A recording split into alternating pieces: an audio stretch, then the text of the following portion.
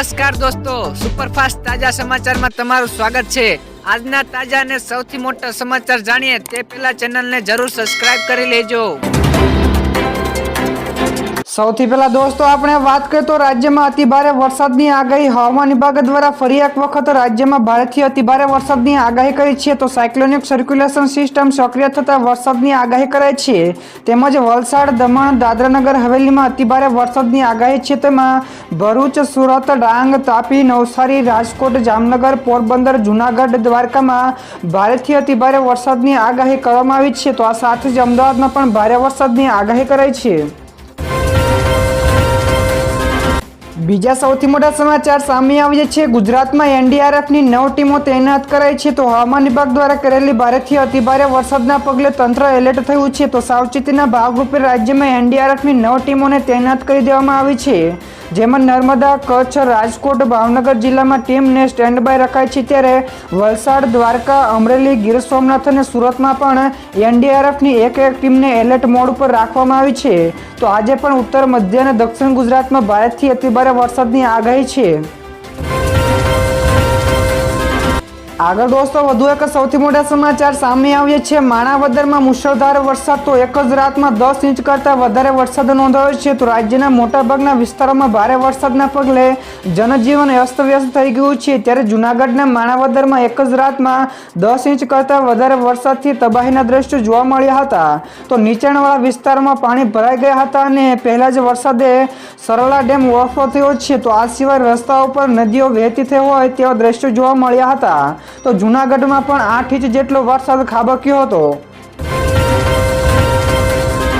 ત્યાર પછી ફટાફટ દોસ્તો આગળના બીજા સૌથી મોટા સમાચાર। મેઘરાજાનું રૌદ્ર સ્વરૂપ, તો આ જિલ્લાઓમાં હજુ પણ રેડ એલર્ટ છે। તો ગુજરાતના સૌરાષ્ટ્ર અને દક્ષિણ ગુજરાતમાં ભારે વરસાદ વરસી રહ્યો છે। ત્યારે ભારે વરસાદના પગલે રસ્તાઓ બેટમાં પણ ફેરવાઈ ગયા છે। ત્યારે હવામાન વિભાગ દ્વારા ફરી એક વખત આગાહી કરી છે, જેમાં સૌરાષ્ટ્ર અને દક્ષિણ ગુજરાતમાં અતિભારે વરસાદ પડી શકે છે। તો જેના કારણે રેડ એલર્ટ આપવામાં આવ્યું છે। જો કે મેઘરાજા સવારથી જ સૌરાષ્ટ્રમાં પણ ભૂકા બોલાવી રહ્યા છે। ત્યારબાદના બીજા સૌથી મહત્વપૂર્ણ સમાચાર, 10,000થી વધુ ખેડૂતોને મળશે સહાય। જી હા દર્શક મિત્રો, રાજ્ય સરકાર દ્વારા માર્ચ અને મે મહિનામાં ગુજરાતમાં પડેલા કમોસમી વરસાદના કારણે જે ખેડૂતોને નુકસાન ગયું હતું તેને સહાય ચૂકવવાની શરૂઆત કરી દીધી છે। તો સરકાર 10,000થી વધુ ખેડૂતોને સહાય ચૂકવશે। તો માર્ચ 2024માં સાબરકાંઠા, મહેસાણા, ખેડા અને અરવલ્લી જિલ્લાઓમાં 9,674 જેટલા ખેડૂતોને કમોસમી વરસાદની સહાય ચૂકવવામાં આવશે।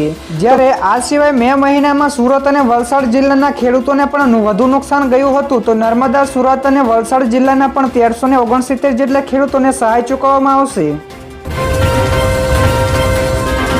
ત્યાર પછી દોસ્તો બીજા સૌથી અગત્યના સમાચાર, આવનારા 5 દિવસ સાચવજો ગુજરાતીઓ। જ્યાં દર્શક મિત્રો ગુજરાતમાં આવનારા 5 થી 6 દિવસ ભારેથી અતિભારે વરસાદની આગાહી છે।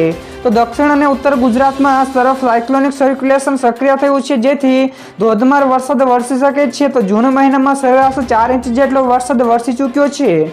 તો 2 દિવસ સાર્વત્રિક વરસાદની આગાહી છે। તો અંબાલાલ પટેલે પણ આગાહી કરી છે, તેમાં સાયક્લોનિક સર્ક્યુલેશન અને લો પ્રેશર સિસ્ટમના કારણે જુલાઈમાં પણ અતિભારે વરસાદની આગાહી છે।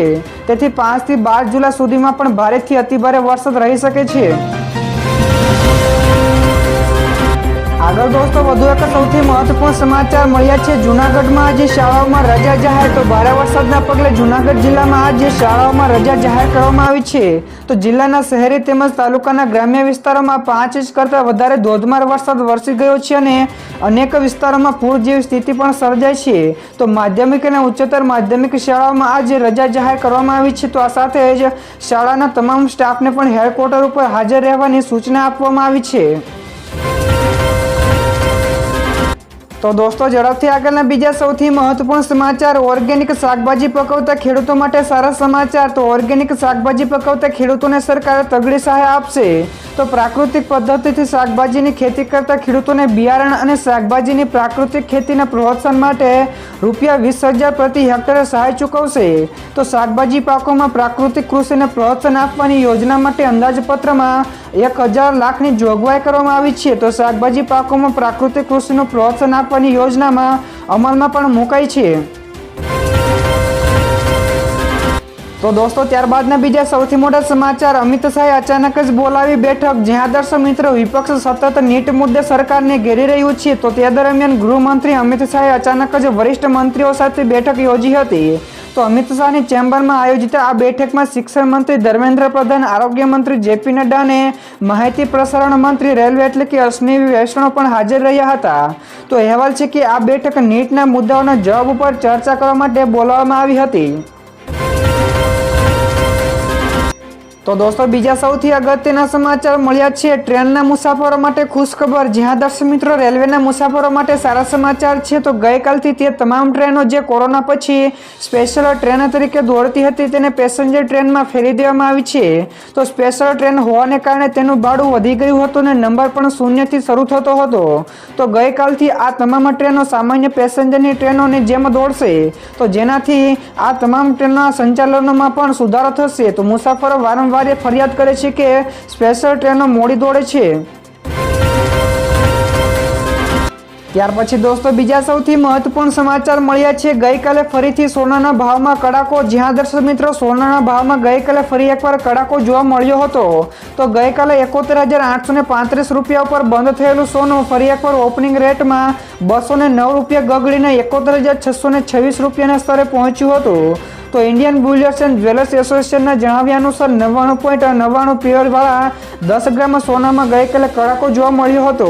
તો બીજી તરફ ચાંદીના રેટમાં પણ ગઈકાલે ઓપનિંગમાં 446 રૂપિયાનો કડાકો જોવા મળ્યો. તો ચાંદી પણ ગઈકાલે ઓપનિંગ રેટમાં 87,554 રૂપિયા પ્રતિ કિલો